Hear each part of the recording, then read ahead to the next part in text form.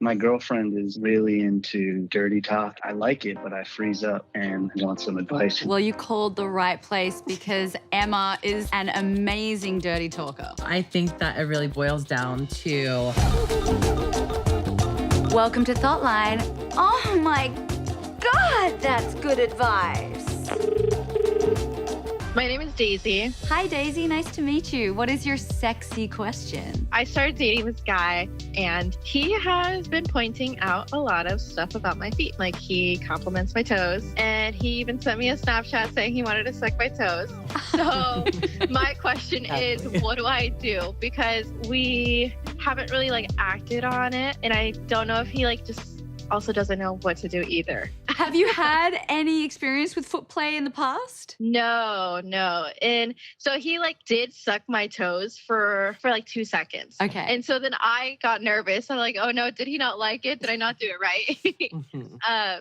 How do we explore that? Did you enjoy the sensation of him sucking your toes, even if briefly? I think I did, actually, I love having my feet played with. I love having my soles touched. We have 7,000 nerve endings in each foot. So, yeah, my feet feel so incredible when touched. But I know some people don't like it. Some people have... Ticklish. Yeah, they're ticklish. My feet are ticklish. Are so I they? asked. You have to go very slow with them.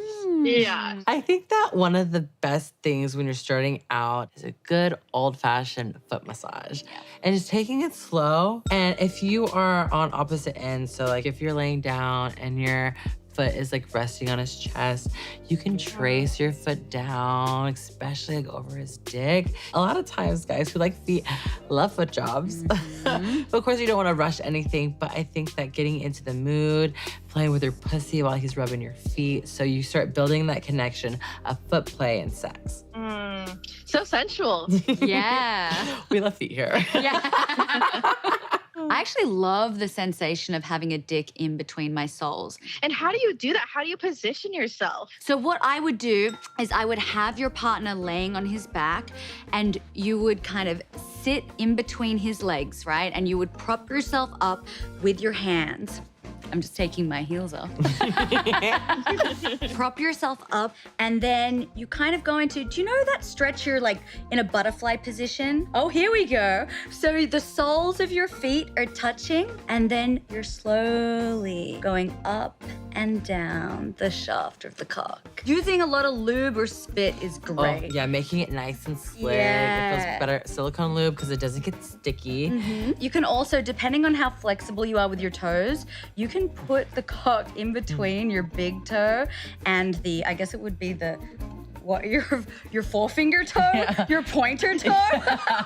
And even if you're not super flexible, you can just rub the sole of your foot up and down over the balls, tickle the balls with the toes. It's really nice. Yeah. Always really, really nice. Yeah. I'm so excited to try out the foot play. Yes. Yes, have fun dipping your toes in. Thank you. Bye. Bye. I really do love having my feet played with. Do you remember in our scene, I put your feet on my mouth? We love feet here. Playing with the toes. You have beautiful feet. 7,000 nerve endings in each foot. We love feet here. You have beautiful feet. Feet, Toes, foot. heel, Feet are on his face. toes, Toes, toes in his mouth. feet. We love feet here. You have beautiful feet. Little feetsies. My name is Ben, and well, first I want to say that I'm really nervous talking to you, but my girlfriend is really into kind of dirty talk and nasty scenarios, and I like it, but I freeze up real bad. And I just kind of want some advice and some thoughts on that. Well, you called the right place because Emma is an amazing dirty talker. I love dirty talk so much. I think that the best thing with dirty talk is just explicitly describing what's happening. And if you really go with describing what's happening in front of you, you're less likely to freeze up. Yeah, that's the easiest way. So if I'm eating someone's pussy, I'll just start talking about, wow, your pussy tastes so good. Do you like the way my tongue is working your clit? Just talk about what's happening right in front of you. That's the easiest way to dirty talk. See, that's smart. I was doing the brother-sister thing once, and I just totally blew it and used her brother's name. And that's, yeah. I can see, yeah. That's what I'm saying, and that's when I got in trouble. I was like, Yeah, that's how it Yeah, gets too real at times. Yeah, and Yeah. it's a fantasy. It's supposed to be naughty and fun. It's embarrassing. Don't worry, we have so many embarrassing stories of our own, so we do not judge. Yeah, there's been so many times I'm on set, and I'm just like, did I just say that? Yeah, things just jump out of your mouth. It's also talking slowly, talking slow with a purpose. If you start just talking really fast, you're gonna jumble over your words. You might say something embarrassing or something that you didn't mean to say. And so just going slow and just controlled, keeping it in the moment is always like an easy thing to do. Yeah, I get too caught up in the theme, I get too caught up, and then it's like I'm not even there. I'm just panicking, thinking about like her brother. Yeah, just always remember it's fantasy. Fantasy, it's a fantasy. Yeah. Yes.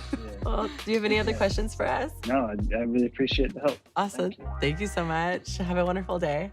Thank you, Ben. Bye. Oh, he takes it so Seriously, literally. yeah. And it's like, I don't want to fuck my brother, but I just want that naughtiness. The taboo. Yeah. And your fantasies don't have to be political. Exactly. Like, this is an arena where we can be naughty. We can go to the depths of our taboo thoughts. And it doesn't mean that we want those things to actually happen in real life. Like, I love consensual non-consent fantasies. I love the idea of being taken against my will. Now, obviously, I don't want that to happen to me in real life.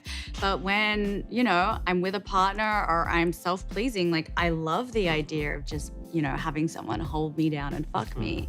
So I think fantasies, just fantasy. And I think that we shouldn't have any shame about the things that we think about or the things that get us off. Hi, my name is Spencer. And my question is, I recently started bottoming and it's kind of always been spontaneous, but I started to see someone I really, really do like. And I want to make sure like when we finally do it, I am prepped. So my question for you guys is, what foods should I avoid and what should I do, to make sure I'm like squeaky clean? I'm looking to get the one-on-one. We love this question because we both do so much anal. We love anal. Yeah. Anal queens right here. Anal queens. Yes. So I think that it really boils down to diet. Diet is everything, no matter what. You can clean out as much as you want and you can still not be squeaky clean if your diet is trash. The big word of the day is fiber. Fiber for breakfast, fiber for, and as well as like having it throughout the day, but having enough water, because if you just have the fiber, you can be constipated. Honestly, one of my best products that I use when I'm on the go and I don't have time to like cook for myself is the Pure for Men tablets. Have you heard of those? That's what I use. Okay, well, I'll let you take it away from here then. Yeah, I use the Pure so for Men Pure for tablets. Men is legit. I get the sponsored ads. I never knew if she was a bit of a snake oil, but is she for real? For real, yes. Yeah, I want to know what's going on. You don't even want to make sure this guy I really like, so I want to make sure like I, give it to him right. Yeah, have you done a transit test? I don't believe so unless I have and I just didn't know that that's what it was called. You do every day and you don't realize it. So a transit test, basically, you want to figure out how long it takes for your food to go from your mouth to out your bottom. So what you do is you eat foods that don't fully digest. So think corn. Corn, you're always finding corn in your poop. But what you want to do is you want to have a meal with a bunch of corn or like even tomato skin, things that don't digest properly. And then you want to wait and you want to see when does that corn come out. And that's your transit time. So that's really important if you want to time things out to know, are you completely empty? Are you completely clean? Because if you find out, oh, my transit time is 14 hours for what, like if you're longer, then you know, I need to wait longer before I can be completely clean. Do you prep in terms of warming up your butthole as well?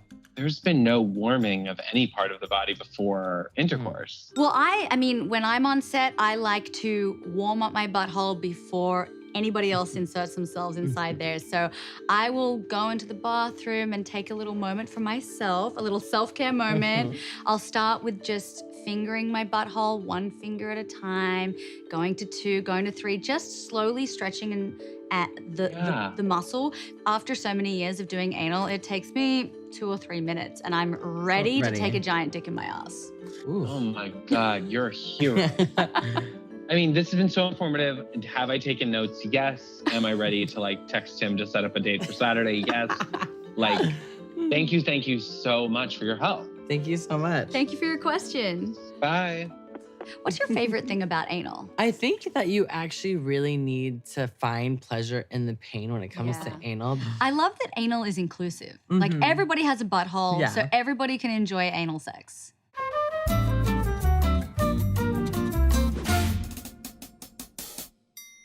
This is the Queef Brief, where we talk all about queefing. Emma, would you mind blowing up one of these balloons for me so that I can demonstrate? Now, queefing is nothing to be ashamed of. It is simply air trapped inside the vagina. So it can sound a little like that. Some people get embarrassed about queefing. Other people have a fetish for queefing. There is absolutely nothing to be embarrassed about. But here are my tips and tricks if you want to kind of cover up your queef. The first thing you can do is, well, you can just acknowledge it. You can make it sexy. You can be like, your dick is so big, it traps so much air inside that little pussy.